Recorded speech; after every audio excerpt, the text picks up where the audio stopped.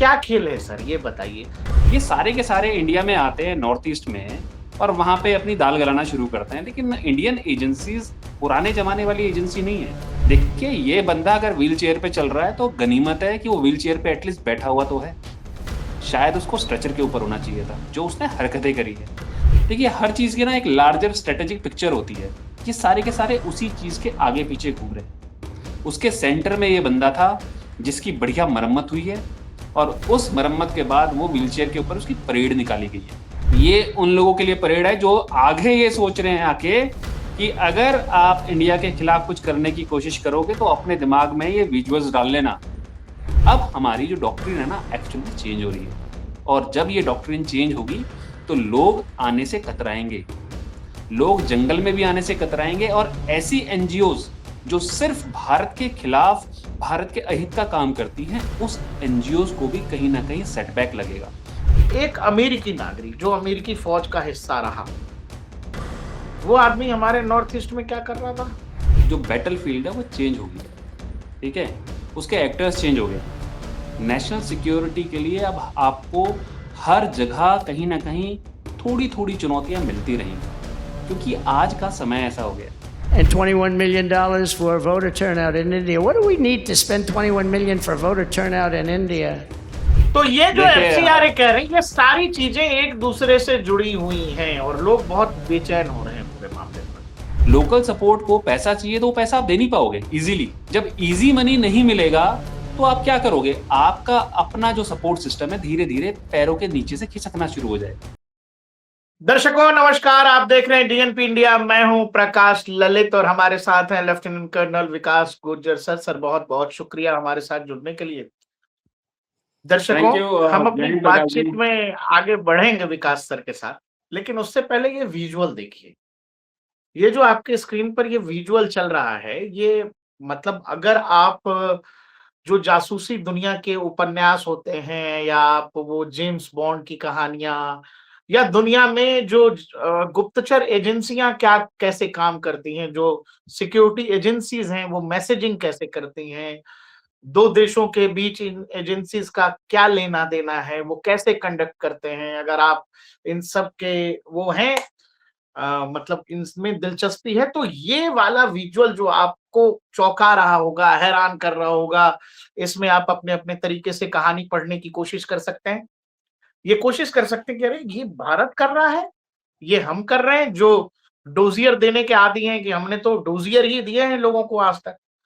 लेकिन आप जो ये तस्वीर देख रहे हो दोस्त, आप ये समझना, व्हील चेयर पे बैठा व्यक्ति जो है वो अमेरिकी नागरिक है और पीछे जो चल के आ रहे हैं वो सब यूक्रेनियंस हैं। जी हाँ दर्शकों, ये वही लोग हैं जिनको अभी 2-4 महीने पहले एनआईए ने नॉर्थ ईस्ट रीजन से उठाया था, जिनका मंसूबा बताया गया कि ये जो है ड्रोन वॉरफेयर में म्यांमार की तरफ जो कुछ विरोधी गुट हैं, उनको ड्रोन वॉरफेयर का ज्ञान दे रहे थे, जिसमें ये व्यक्ति जो व्हील चेयर पर है, यही असली नेता था।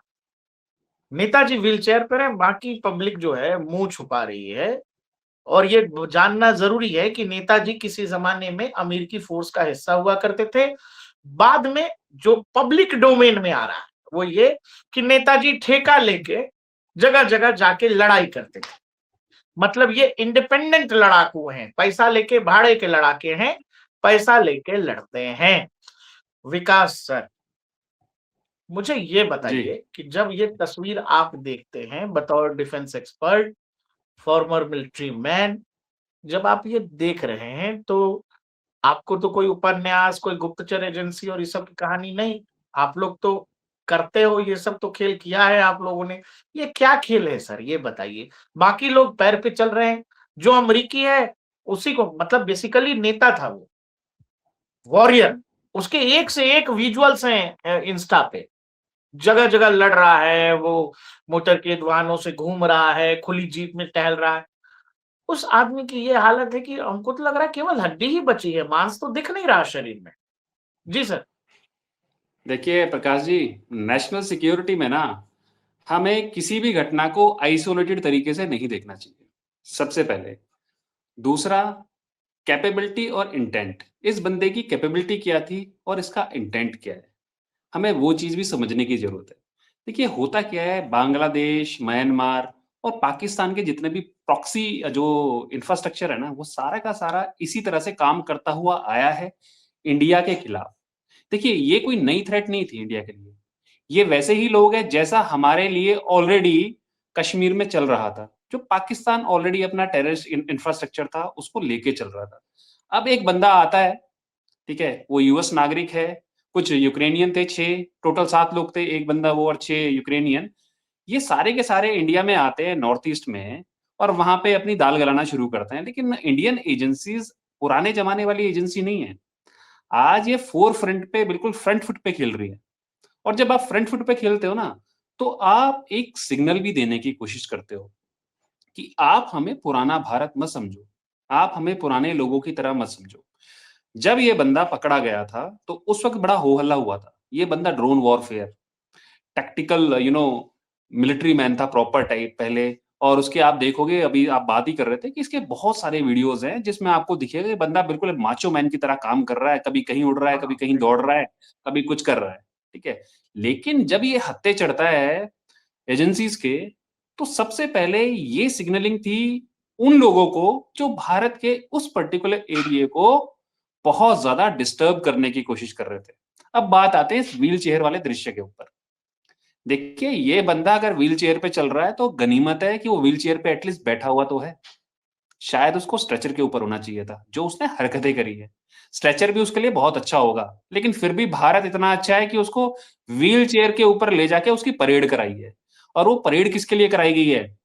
ये उन लोगों के लिए परेड है जो आगे ये सोच रहे हैं आके कि अगर आप इंडिया के खिलाफ कुछ करने की कोशिश करोगे तो अपने दिमाग में ये विजुअल्स डाल लेना, उसका चेहरा डाल लेना, उसका शरीर देख लेना कि पहले वो बंदा कैसा था और आज उस बंदे की हालत क्या हुई है। और ये हालत उस बंदे की खुद उसकी वजह से हुई है, किसी और ने नहीं करी है। क्योंकि एक बंदा इल्लीगल तरीके से इंडिया में टेररिज्म को और इंसर्जेंसी को बढ़ावा देने की कोशिश कर रहा है। उसके साथ कुछ यूक्रेनियन थे। तो मैसेजिंग बड़ी क्लियर थी कि आप आइए, आपकी खातिरदारी होगी। खातिरदारी बहुत तगड़ी की गई है। बिल्कुल व्हील चेयर पे ले जाया जा रहा है, बिल्कुल बैठा के। तो ये होना ज़रूरी था और ये एक मैसेजिंग है। उस बंदे का इंटेंट भारत के खिलाफ अच्छा नहीं था। उसका इंटेंट था इंडिया को डिस्टर्ब करना। इंडिया के उस पर्टिकुलर जो हमारा सेवन सिस्टर रीजन है, उसको डिस्टर्ब करना। उसकी कैपेबिलिटीज़ क्या थी? उसकी कैपेबिलिटीज़ थी कि उसने आर्म फोर्सेस में रहकर जो ट्रेनिंग करी थी, उसको ये यहाँ पे आके यूटिलाइज़ कर रहा था। देखिए मैंने ना अपने एक्स के ऊपर एक वीडियो डाला था, मेरा एक्स अकाउंट है, उसमें मैंने वीडियो डाला था लगभग 1-2 हफ्ते पहले की बात है। उसमें एक अमेरिकन है, वो म्यांमार में खड़ा हुआ है। पूरा का पूरा जो ट्राइबल एरिया है ना म्यांमार का, वहाँ पे बंदा खड़ा है। He is from an NGO. एक एनजीओ का बंदा ट्राइबल एरिया में खड़ा हुआ है, उसके हाथ में वेपन है, वो वेपन से शूट कर रहा है। उसके हाथ में वेपन है। देखिए एनजीओ वाला बंदा अगर वेपन लेके लोगों को कुछ समझा रहा है, तो इसका मतलब उसका इंटेंट बड़ा साफ है कि वो उस देश में शांति के लिए नहीं आया है। वो उस देश में कुछ ना कुछ ऐसी हरकतें करने के लिए आया है कि जो उस देश को डिस्टर्ब करेंगी, उस देश के खिलाफ है। इसलिए आप देखोगे कि जितने भी कंट्रीज़ हैं जहाँ पे थोड़े बहुत डिस्टर्बेंस चल रहे हैं, वहाँ पे इस तरह के एनजीओज़ बहुत ज़्यादा वो हो रहे हैं, एक्टिव हैं। उनमें से ये भी एक बंदा था, आया। देखिए हर चीज़ की ना एक लार्जर स्ट्रैटेजिक पिक्चर होती है। ये सारे के सारे उसी चीज़ के आगे-पीछे घूम रहे हैं। उसके सेंटर में ये बंदा था, जिसकी बढ़िया मरम्मत हुई है और उस मरम्मत के बाद वो व्हीलचेयर के ऊपर उसकी परेड निकाली गई है। और इन चीज़ों को असेस करके मुझे यही लगता है कि जो हुआ है बहुत बढ़िया हुआ है और इसके थ्रू जो सिग्नलिंग गई है, वो लोगों की ना रूह भी काँप जाएगी, वो वाली सिग्नलिंग गई है वो। ये सिग्नलिंग अच्छी है एक्चुअली, व्हील जो हुआ है बहुत अच्छा हुआ है। व्हील चेयर पर या स्ट्रेचर पर या कहीं भी कोई व्यक्ति है, तो ये तो हम मानते हैं कि एजेंसी चाहेगी तो ही आप ये चीज़ दिखा सकते हो कैमरे पे। बिल्कुल, बिल्कुल, मतलब बिल्कुल। सामने से आप ये चाह रहे हैं कि अच्छा यही नेताजी थे, आपके यही धुरंधर हैं, तो ठीक है ये रहे आपके धुरंधर, व्हील चेयर पे बैठे हैं, सर वो तो मेरे को लगा कि जब वो गिरफ्तार हुआ था तब तो ठीक-ठाक था वो, अब तो केवल मांस है ही नहीं, केवल हड्डी-हड्डी बची है। खाना-पीना नहीं खा देखिए, रहा क्या ठीक से वो? वो खाना पी रहा खा रहा होगा, उसको देखिए, एक बंदे की आवभगत 2 तरीके से होती है। हमने खाना दिया उसको। आपको एक कहानी सुनाता हूँ। एक उसकी बंदर की हालत से कहानी है। मुझे ये लग रहा है कि शायद उसकी याददाश्त-उद्दाश्त भी चली गई है क्या? एकदम ऐसे-ऐसे कर रहा है मैं वो, आपको ऐसे-ऐसे के एक बंदर की कहानी अब सुनाता हूँ आपको सर ना, एक एक चीज़ बंदर था। जो उसके मास्टर्स होंगे, जो भी एजेंसी रही इसके पीछे, उन तक उन्हीं के लिए मैसेज है ना ये, डोभाल साहब उन्हीं के लिए तो ये मैसेज भेज रहे हैं। कोई डाउट है क्या? अगर तो डाउट भाई है, साहब तो डाउट क्लियर करने की ज़रूरत है। बिल्कुल, कि ऐसे लोगों को इसी तरह की सिग्नलिंग दी जाती है। अभी आप बोल रहे थे ना कि ये बंदा खाना-वाना खा रहा है, नहीं खा रहा है। मैं बताता हूँ इस बंदे के साथ खाना खाने की कहानी एक बंदर के साथ जुड़ी हुई है। 2 बंदर पिंजरे में बंद कर दिए गए, ठीक है? एक को सामने केला रखा, दूसरे के सामने केला रखा, ठीक है? जैसे ही एक केला खाता था, उसके हाथ पर एक बढ़िया डंडा लगता था। वो धीरे-धीरे उसे पता चल गया, तू केला खाएगा, तो डंडा पड़ेगा। तो उस बंदर की हालत ये हो गई कि अगर वो उसको एक्चुअल में भी खाना दिया गया, तो उसने खाया नहीं, क्योंकि वो डरा हुआ था। अब इसमें आप क्या कर सकते हो? आप डरे हुए हो, आप खाना नहीं खा रहे हो, आप पतले हो गए हो, आपके शरीर पे मांस का जो टुकड़ा है वो खत्म हो गया है, आपकी फैट खत्म हो गई है, सिर्फ हड्डियों का ढांचा बचा हुआ है, वो आपके कर्म है। आप किसी देश के खिलाफ गलत सोचोगे, तो भाई आपको बुलाकर यहाँ पे खीर पूरी तो खिलाएंगे नहीं, 2-4 डंडे तो पड़ेंगे, और वो डंडे ऐसे होने चाहिए कि आपके मांस तक नजर आना चाहिए।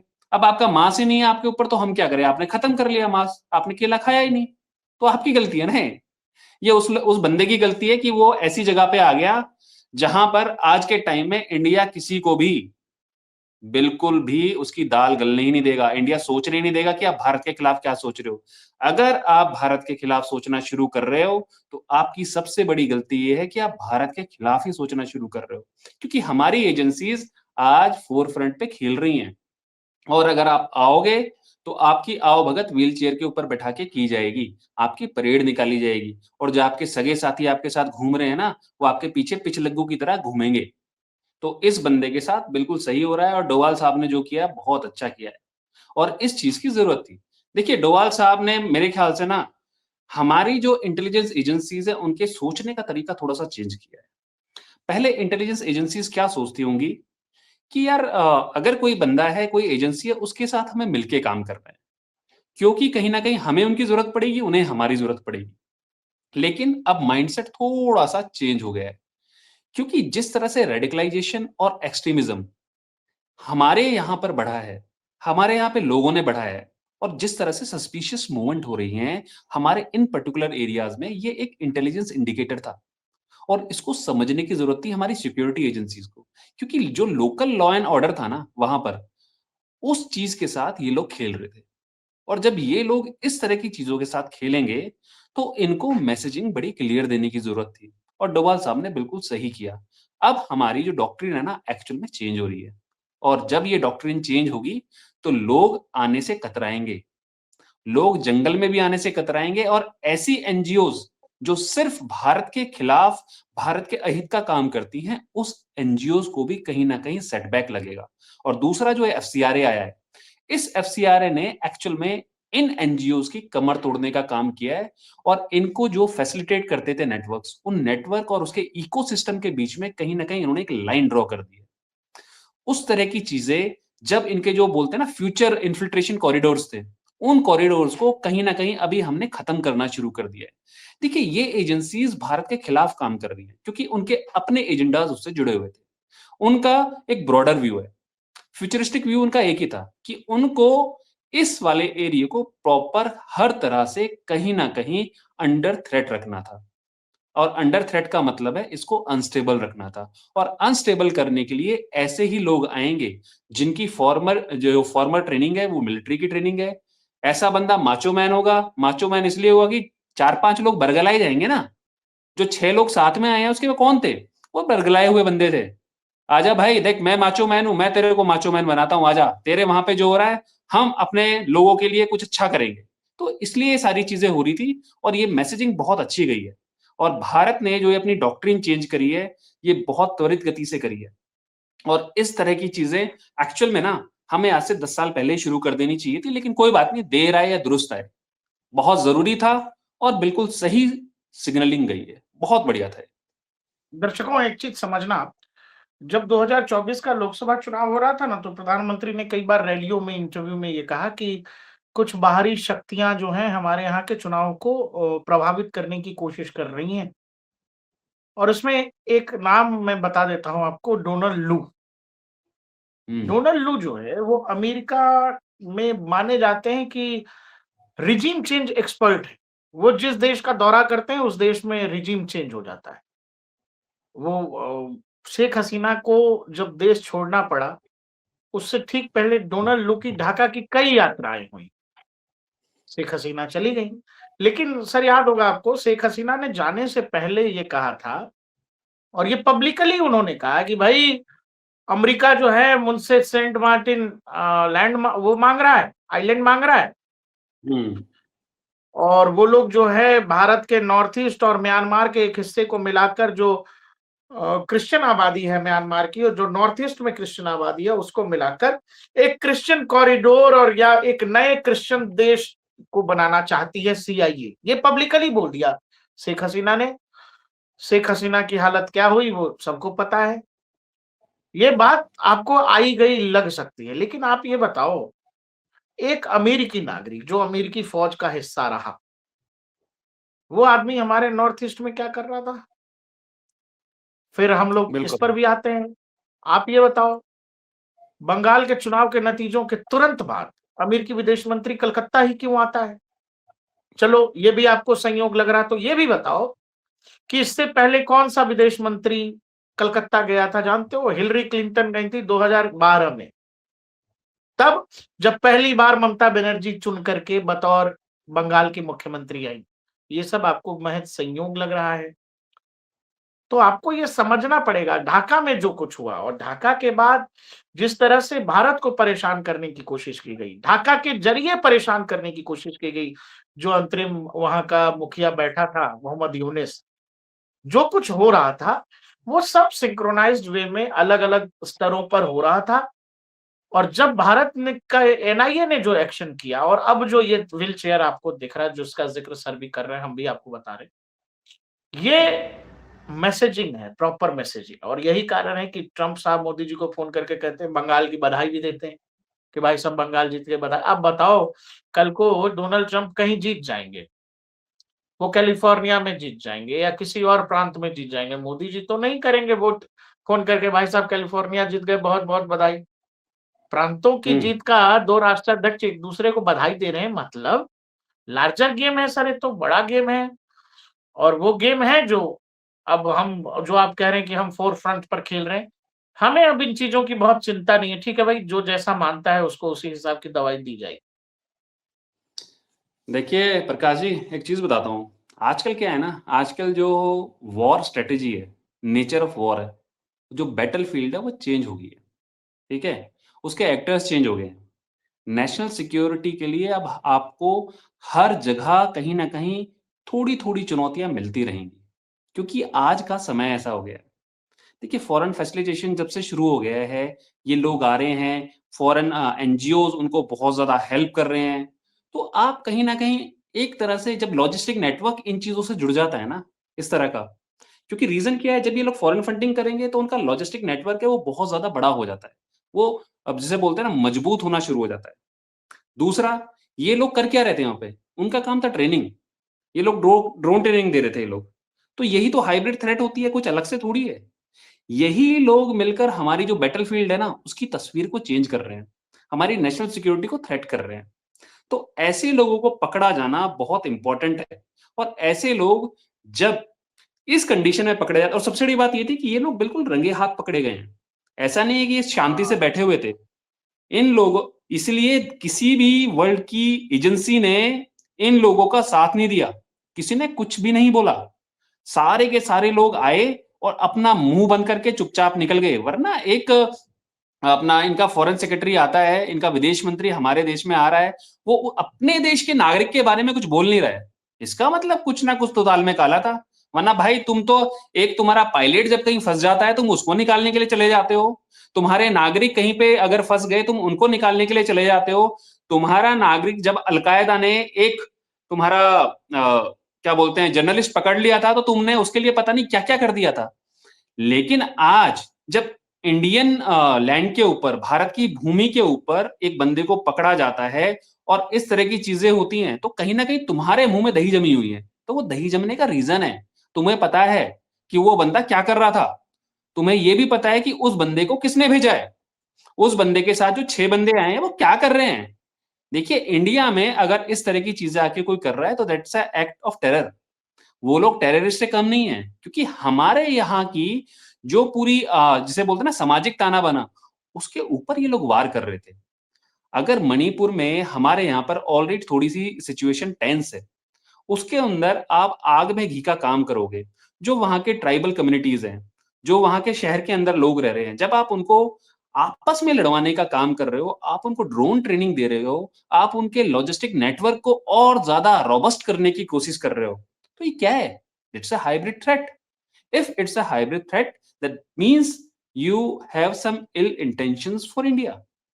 If you have some ill intentions for India, so you will get treated as a terrorist. He got treated like that. That's why he is on wheelchair. That is the main reason. और ये भी है ना कि अभी जो आप जिक्र कर रहे थे एफसीआरए, चलो अब इसको थोड़ा और वो कर देते हैं, स्ट्रेस कर देते हैं। विदेश मंत्री जब कलकत्ता पहुंचते हैं, वो मिशनरियों से जाके मिलते हैं। दर्शकों, आप ये सोचेंगे क्यों, किस लिए कलकत्ता जाके मिशनरियों से मिले, मदर टेरेसा हाउस में गए, क्यों?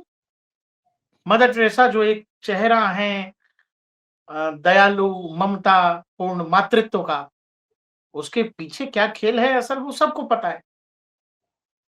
और अब जो एफसीआरए सर जो कह रहे हैं, जो एफसीआरए 2.0 पोर्टल भी लॉन्च हो गया है, पैसा कहां से आ रहा है, किन कामों में लग रहा है, सोर्स क्या है, खर्च कहां कर रहे हो, वो इतना स्ट्रिक्ट करने जा रही है सरकार की आप कांप जाएंगे अगर उसका एक पैसा आपने एंटी इंडिया कहानी में लगाई तो।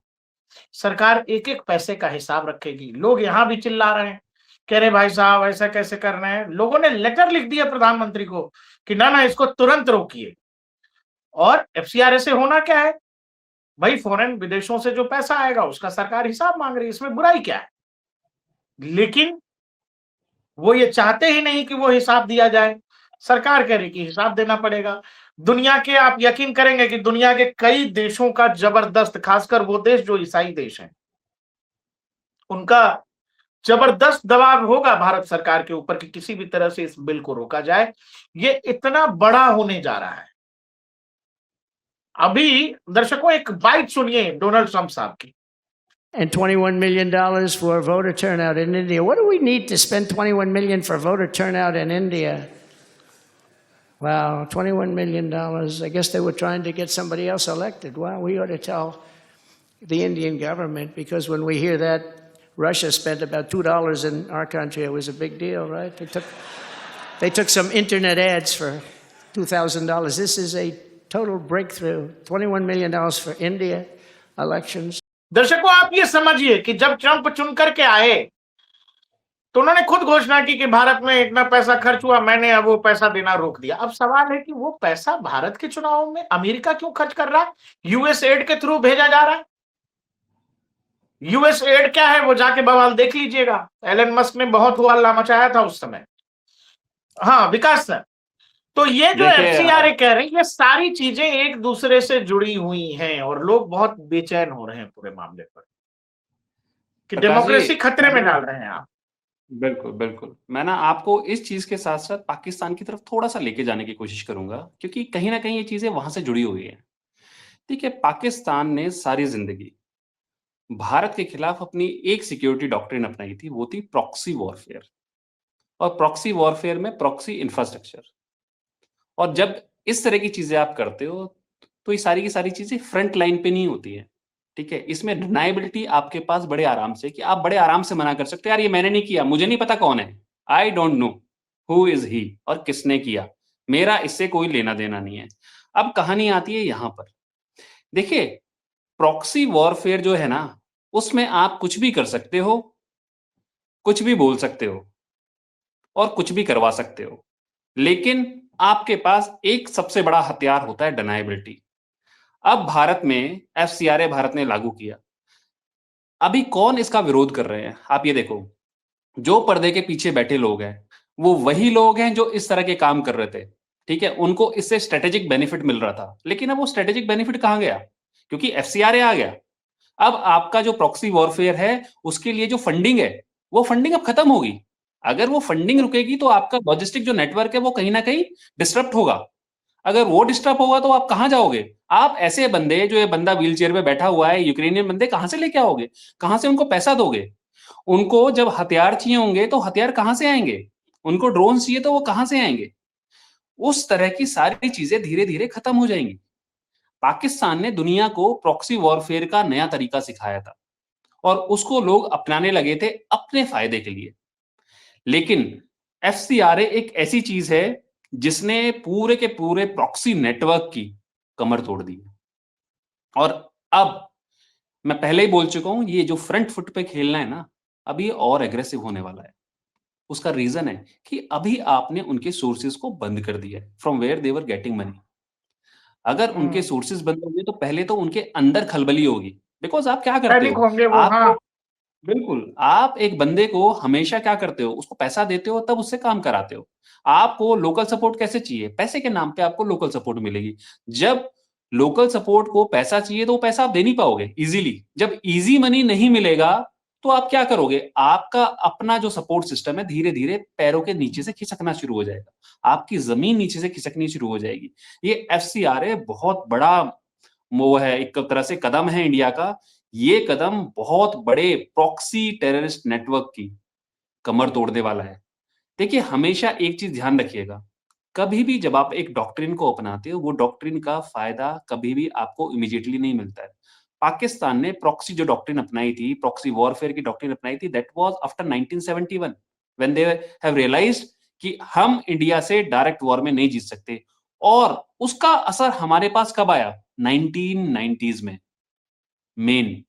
तब उन्होंने कश्मीर को बिल्कुल गर्म कर दिया था। टेररिज्म वहाँ पर बहुत ज़्यादा हो गया था। मतलब दे टूक एट लीस्ट 15 इयर्स और उनकी जो वो थी ना, जिसे बोलते हैं एक तरह से laboratory, that laboratory was Punjab initially. लेकिन जब वहाँ पर सारी चीज़ें कम हुई तो उन्होंने अपना बोलते हैं ना फुल थ्रॉटल दबाया और सीधे पहुँच गए कश्मीर और कश्मीर को आज तक गर्म करके रखा हुआ है। यानी कभी भी आप इस तरह के जो डॉक्ट्रिन्स होती है, डॉक्ट्रिन्स कभी 5 साल की नहीं होती है। उसका एम आपका 10 से 15 साल आगे का होता है। अगर दुनिया ये सोच के चलती है कि हमने जो नॉर्थ ईस्ट में देखा है और इन बंदों को जो नॉर्थ ईस्ट में पकड़ा गया है, ये इमीडिएटली कुछ करने वाले थे। देखिए, इमीडिएटली कुछ नहीं कर रहे थे। इमीडिएटली धीरे, धीरे, धीरे करके एक इंफ्रास्ट्रक्चर, एक इकोसिस्टम को डेवलप कर रहे थे ये लोग।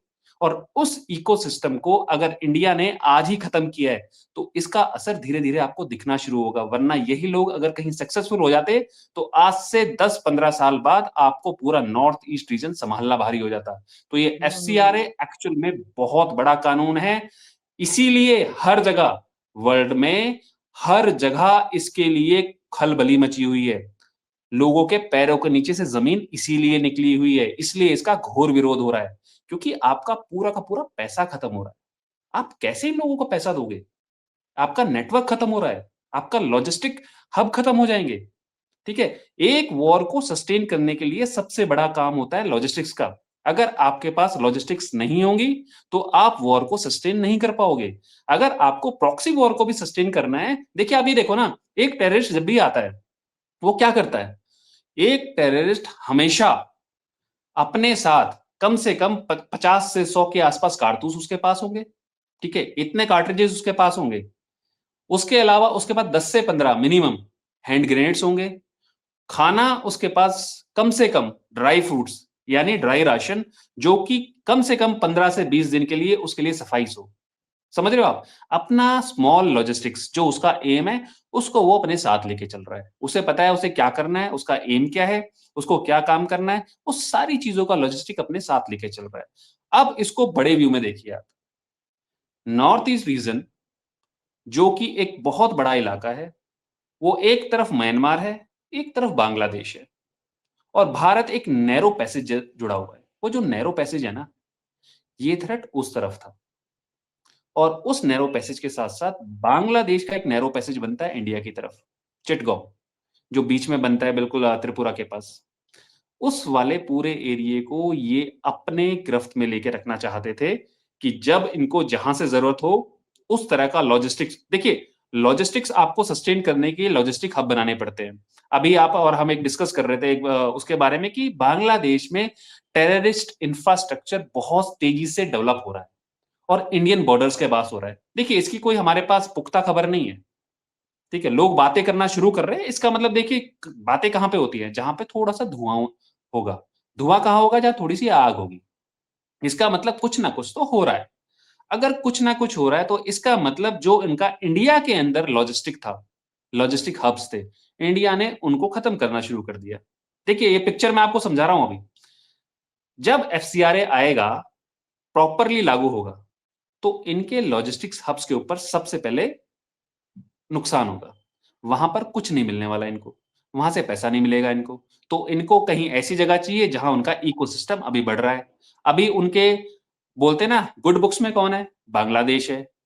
बांग्लादेश अगर गुड बुक्स में है तो बांग्लादेश किसके साथ गुड बुक्स में है? पाकिस्तान के साथ भी है। अब पाकिस्तान किसका प्रॉक्सी रहा है? अमेरिका का प्रॉक्सी रहा है। अब पाकिस्तान क्या कर रहा है? बांग्लादेश को अपना प्रॉक्सी बना रहा है। अगर बांग्लादेश को अपना प्रॉक्सी बना रहा है तो आज के टाइम में बांग्लादेश किसकी गोदी में खेलना शुरू कर रहा है? वो चाइना की गोदी में खेलना शुरू कर रहा है। यानी ये सारा का सारा इकोसिस्टम मिलकर हमारे एक पर्टिकुलर रीजन को डिस्टर्ब करने की कोशिश कर रहा है। बांग्ला अब जो पैसा, जो मनी, जो इन्फ्यूज अभी डायरेक्टली इंडिया में हो रहा था, अब वो होगा थ्रू अ प्रॉक्सी। वो प्रॉक्सी अभी कौन काम करेगा? जो लोग बैठेंगे बॉर्डर्स पे उस इंफ्रास्ट्रक्चर को लेके। जब देखिए, सिर्फ इंफ्रास्ट्रक्चर टेररिज्म के लिए नहीं होता है। इंफ्रास्ट्रक्चर उनकी सप्लाई के लिए होता है, उनकी लॉजिस्टिक्स के लिए होता है, उनकी ट्रेनिंग के लिए होगा। ठीक है? और ये सारी चीजें जब वहां से आएंगी तो वो अनचेक्ड होंगी। इंडिया वहां पर बॉर्डर बना रहा है। बॉर्डर का मतलब वहां पे फेंसिंग कर रहा है। वो फेंसिंग हो रही है। लेकिन मैं आपको ऑलरेडी अपने प्रीवियस वीडियोस में कई बार बोल चुका हूं। देखिए, आज के टाइम में लॉजिस्टिक्स को भेजना बहुत सिंपल है। आपके पास जैसे अमेज़न है या फ्लिपकार्ट है, इनके पास बहुत छोटे-छोटे हब्स हैं। वो बनाते हैं, वो हर जगह अपना सामान भेज देते हैं। लेकिन मॉडर्न वर्ल्ड में देखिए, हमेशा जो मिलिट्री माइंडसेट होते हैं, जो लॉजिस्टिक्स होती है, वो कैसे काम करती है। अब कोई मिलिट्री माइंडसेट में अब क्या आया? ड्रोन्स आए। ड्रोन्स का काम क्या था इनिशियली? सिर्फ रेकी करना, सर्विलेंस करना। अब ड्रोन्स को हमने अलग तरह से यूज करना शुरू कर दिया है। अब कामिकाज़े ड्रोन्स आने लगे हैं। इसका मतलब कम से कम 100 किलो के आसपास का जो एक्सप्लोजिव है वो साथ में लेके जा सकते हैं। अगर कोई ड्रोन 100 किलो का एक्सप्लोजिव साथ में लेके जा सकता है तो वो साथ में एक 90 किलो के बंदे को भी तो उठा के एक तरफ से दूसरी तरफ कर सकता है ना। तो ये फेंसिंग के साथ-साथ आप और किन चीजों को मजबूत कर रहे हो? मैं पहले भी बोल चुका हूं, आने वाला टाइम हाइब्रिड वॉरफेयर का है। जो वॉरफेयर पहले लड़ा जाता था वो कन्वेंशनल था, लेकिन अब कन्वेंशनल वॉरफेयर से आगे बढ़ के हाइब्रिड हो गई हैं चीजें। अब हाइब्रिड के लिए आपको अपने आप को उसी तरह से तैयार करना पड़ेगा।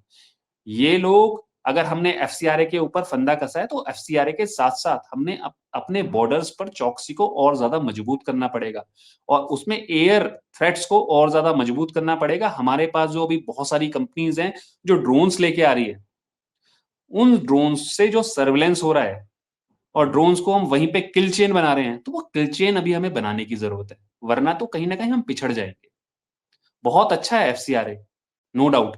इससे उनके पूरे की पूरी प्लानिंग को हमने डिस्टर्ब कर दिया है। जब वो प्लानिंग डिस्टर्ब होगी तो वो प्लानिंग जो आज से 15 साल के लिए थी, अब वो उनको और टाइमलाइन बढ़ा दी है। उनको 5 साल अभी उसके लिए और ज्यादा मेहनत करनी पड़ेगी, तब दोबारा वो आज की कंडीशन में पहुंचेंगे। इसका मतलब हमने उन्हें 5 साल तो पीछे कर दिया है, लेकिन हमें उनसे हमेशा एक कदम आगे रहना है। और वो एक कदम आगे होने के लिए हमें कितनी मेहनत करनी पड़ेगी, हमारी सिक्योरिटी एजेंसीज को कितनी मेहनत करनी पड़ेगी, हमें कितने इंफ्रास्ट्रक्चर के अंदर पैसा इन्फ्यूज करना पड़ेगा, हमें कितनी ज्यादा ट्रेनिंग हासिल करनी पड़ेगी, हमारी फोर्सेस को और ज्यादा कितनी मेहनत करनी पड़ेगी, उनकी ट्रेनिंग किस तरह से होगी। अब हमें उन चीजों पे सोचने की जरूरत है। अगर हम ये चीजें आगे बढ़ाएंगे तभी हम हमेशा एक कदम उनसे आगे रहेंगे। दर्शकों, तो ये जो आदमी व्हील चेयर पर घूम रहा है, ये कोई वैसी बात नहीं है। ये समझो एक हाइब्रिड वॉरफेयर है। और दुनिया में ये जो इंटेलिजेंस एजेंसी के बीच की लड़ाई है ना, वो पर्दे के पीछे हमेशा चलती ही रहती है, वो रुकती नहीं है। ये शह और मात का खेल है। हर चाल का जवाब शतरंज की तरह देना पड़ता है लोगों को। दुनिया बिल्कुल। के जिन देशों को लग रहा है और एजेंसीज को लग रहा है कि भारत खेलेगा, नहीं खेलेगा, भारत शतरंज नहीं खेलता है, भारत एक गाल पे थप्पड़ खा के दूसरा दे देता है। ये व्हील चेयर पे जो जनाब बैठे हैं, इनको और इनके पॉलिटिकल मास्टर्स या जो भी होंगे इनके पीछे, उनको ये समझ रहा होगा, ये दरअसल मैसेजिंग उनके लिए ही है। व्हील चेयर पर बैठे ये ज़रूर हैं, लेकिन उनको ज़्यादा तनाव हो रहा होगा। बाकी आप बताइएगा, सर का एनालिसिस आपको कैसा लगा? सर का एक अपना चैनल भी है, बूट्स एंड बॉर्डर्स, वो जाकर के देखिए। आप लोगों ने बहुत सहयोग किया है, 1000 सर पार कर गए हैं और सर का मनोबल बना कर के रखिए। सर अब धीरे-धीरे इंटरव्यूज़ की तरफ भी जा रहे हैं। सर कुछ लोगों के मिलिट्री से जुड़े वो लोग ऑफिसर्स, उनके इंटरव्यू भी सर करेंगे धीरे-धीरे। तो सर का मनोबल बनाए रखिए। बाकी भारत माता की जय, जय हिंद। जय हिंद सर। जय हिंद, जय भारत। दोस्तों, मेरी भी आपसे गुजारिश है कि मेरा जो चैनल है, उसको आप लाइक और सब्सक्राइब पक्का कीजिए, क्योंकि अगर आप जब लाइक और सब्सक्राइब करेंगे, तो मेरा हौसला पक्का बढ़ेगा। लेकिन बीइंग अ फौजी, मैं ये देखता हूँ कि मेरे जो देश के वासी हैं, अगर मैं अपना एक्सपीरियंस आप लोगों को बता रहा हूँ, तो वो आप एक्सपीरियंस मेरा सुनना चाह रहे हो। उससे मुझे ये हौसला मिलता है।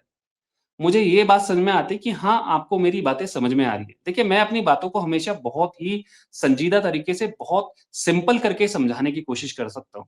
करता ही हूँ मैं। उसका रीज़न ये है क्योंकि हर व्यक्ति मिलिट्री लैंग्वेज को नहीं समझता है। उस मिलिट्री वर्डिंग को नहीं समझता। तो मुझे लगता है कि मुझे उसे सिंपल करके समझाना चाहिए, सो दैट जो उसके पास 15 मिनट या 20 मिनट हैं उसके पास, वो उनको ढंग से यूटिलाइज़ कर पाए। और ढंग से आप यूटिलाइज़ करेंगे, तो आपको मेरा कंटेंट पसंद आएगा और मुझे भी ये समझ में आएगा कि हाँ, ये व्यक्ति का जो टाइम है मैंने बर्बाद नहीं किया। बाकी मेरे चैनल को लाइक और सब्सक्राइब पक्का कीजिएगा। जय हिंद, जय भारत। जय Bharat sir. Thank you sir.